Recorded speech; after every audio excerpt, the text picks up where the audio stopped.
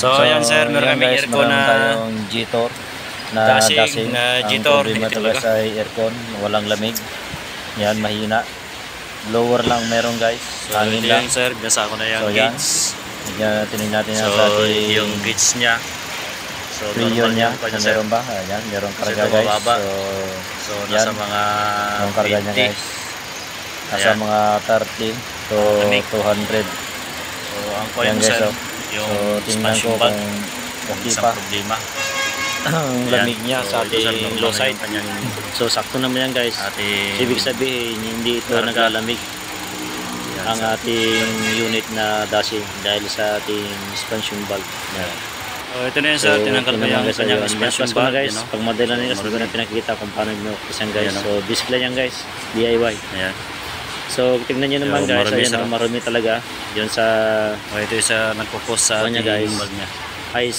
low side Temporary niya. lang muna, Yan. isang muna. So marumi Yung yun. retainer Na namin black oil na para sa magamit ating muna yung expansion may-ari. valve. Ibig sabihin may tama nito guys, kaya hindi ito lumalamig ito yan, ang guys, ating unit Dashing na ito, guys. G-Tor na Yan, dashing. G-Tor. Ayan, kita naman ninyo. Kasi So binidyo ko pa para meron tayong reference para sa mga mahilig mag-DIY guys. So yan, So ito na yun guys, Yan talagang ating salarin, update. guys. So Yung linigay ko na yung suction valve, expansion valve. expansion valve guys. Linisan ko Ayan. na. So kinabit ko na yan guys. Kita yan, So yan, guys. linagay ko na So, guys. ito, So linisan ko na. So yan, yung high side at low side kinabit ko na rin guys. Suction, discharge. Ayan. So mga basic lang po yun guys kung paano maglagay yan guys. Yan po guys, binabacuum ko na guys. Dapat ito Yung high side at low side niya. Yan, kailangan naka-open yan guys para mabacuum, para moisture niya, para maubos, para swabe yung yung papasok moisture niya, natin mawawala niya Freon 1348 na gas. So, Yan, guys. natin yan guys na 30 minutes, So, yan. 20 minutes. Yan.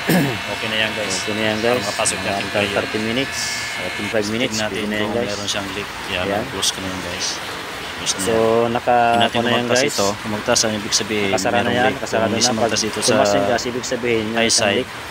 Yan, sa high meron side siyang at low leak. side Kung yan, guys. wala Yan. siyang kanya guys, walang action niya. So pinapakita ko yan guys para malaman nyo kung meron bang problema pa sa ating linya, sa ating Yung AC guys, system guys. Lagyan namin ng Freon, hindi pa rin So lalamig. yan guys, Kasi dito pinandar ko na yan guys, guys, sinandar na. Pero hindi pa rin kanya, lumalamig, hindi masyadong malamig guys. So blower lang talaga. expansion valve Yan ito. guys, ang expansion valve niya, Malamig ito, malamig pero hindi din guys. tatagos Pero dun hindi sa tatagos dun sa may sa evaporator. Ibig sabihin ito na yung problema So yan, na ating expansion valve. natirandang ko na yan guys. So nawakawaan ko ang guys ng expansion valve niya. Malamig niya yan guys. Problema niya, tagos na siya ngayon. Ibig sabihin may problema ang ating expansion valve.